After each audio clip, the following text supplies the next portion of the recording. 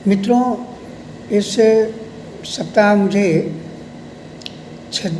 कादम्बरी पत्रिका प्राप्त हुई।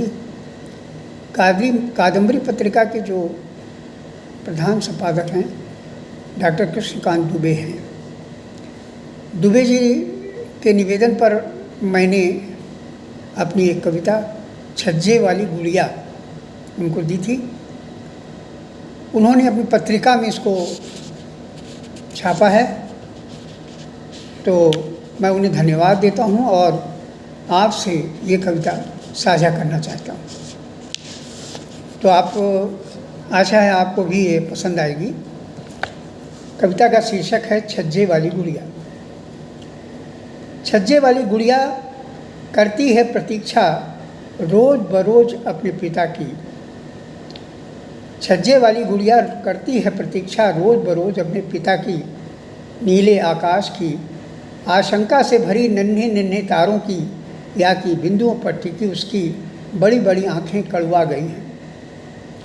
बहुत लंबे दूर तक लुढ़कते निमकौरी की तरह हाथों को गमों में बांट दिया है उसने, बालों को गमों में ताज़ा किया है उसने। सड़क पर परिचित लाल ललनाओं के खेलते गिल्ली डंडे पर गुलाबी नींद की चादर फैला चुकी है। हवा की गति कहीं खिसक गई है और वह सबसे खिंच गई है।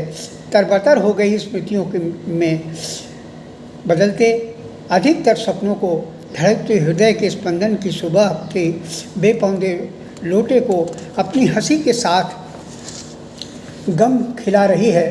छज्जे वाली गुड़िया करती है रोज बरोज प्रतीक्षा अपने पिता की। सांझ ढलते जब हवा का भरियाता हुआ एक एक अंश लौटने लगता है, सांझ ढलते जब हवा का भरियाता हुआ एक एक अंश लौटने लगता है, गौरैयों की चहचहाहट अपने छितराए बच्चों को समेटने लगती है और बच्चों का मटियाला सूंधापन घोंसले के कोने का अंश बन जाता है। दूध देने वाली गाय भैंसें रंभाने लगती हैं, खासकर कमज़ोर क्षेत्रीय सार्वभौमिकता रखने वाली दृष्टियों का बौनापन अंधेरा आने की खुशी में कटोरा लिए बैगनी रेखा खींचने लगते हैं। पिता के न आने पर चेहरा सामने आते ही भूल भुलैया वाली घुमैयादार सीढ़ियों पर उलटकर उसने अपने चेहरे पर गमों का उमड़ता हुआ बीज पराग बिखेर दिया है। पियक्कड़ों की तरह पौधे उगाए हैं, ताक रही है अनमनी सी छज्जे वाली गुड़िया। करती है प्रतीक्षा रोज रोज अपने पिता की। अल्हड़ पिता नहीं समझ सके उस प्रफुल्ल नदी का अंश, नहीं समझ सके छोटी छोटी ताकतों की नज़र, नहीं समझ सके मार्ग में पड़ता हुआ प्रभाव क्षेत्र, नहीं जान पाए खुली बात करने वाले का सही पता। बस प्रत्यक्ष कहूँ या अप्रत्यक्ष, बस प्रत्यक्ष हूँ या अप्रत्यक्ष, जुट जाते हैं देश के सक्रिय महत्व पर, अधिक निकट आ जाते हैं अविश्वासी मानसिकता पर। सब खुद तो उनके हाथ पांव हो जाते हैं खाते धर खाते में। जो हमारे आपके आसपास दिखाई पड़ता है बस कुछ यदि नहीं हो पाते पिता। छोटी छोटी लहलहाती बतरस वाली रंगों की दुशाला ओढ़े संभाव वाले अक्खड़पन की नटखट गुड़िया के मुताबिक वही रंग ढाए जो रोज बरोज हंसने रोने की सीमा रेखा के ऊपर ज्योतित में गम का मनमाना भौगोलिक देश विभाजित करती है। खंड खंड उकेर रही नाक हनी के पत्ते लहक लहक कर छज्जे वाली गुड़िया करती है प्रतीक्षा रोज बरोज अपने पिता की।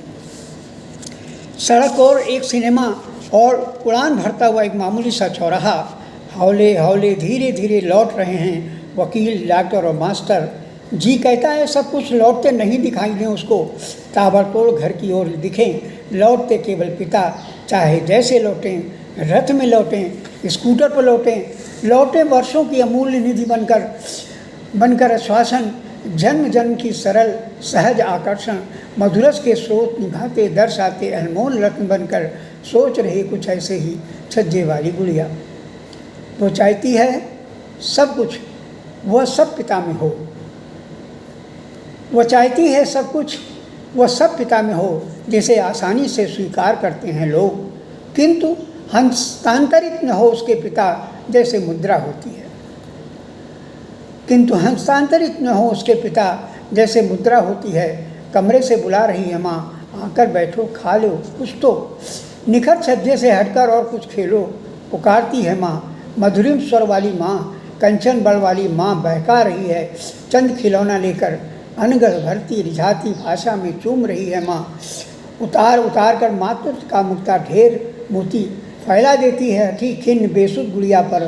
लौटने का वक्त होते ही झिलमिलाते निस्तब्ध अंधेरे में सब कुछ बेकाबू हो जाता क्षण क्षण।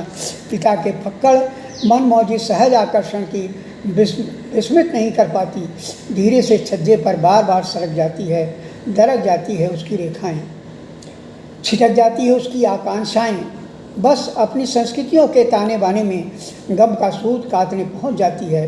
छज्जे पर गुड़िया करती है प्रतीक्षा रोज़ बरोज अपने पिता की छज्जे वाली गुड़िया। ये कविता मुझको भी बहुत अच्छी लगी। एक बेटी जो बहुत छोटी है वो अपने पिता से असीम प्यार करती है, और हमारा ख्याल है कि बेटियां पिता से बहुत नज़दीक भी होती हैं, वो पिता को नहीं छोड़ती। इसी संदर्भ को लेकर के मैंने छज्जे वाली गुड़िया लिखी। आशा है आपको भी पसंद आएगी। मैं पहले से ही इसके लिए आपको धन्यवाद देता हूँ।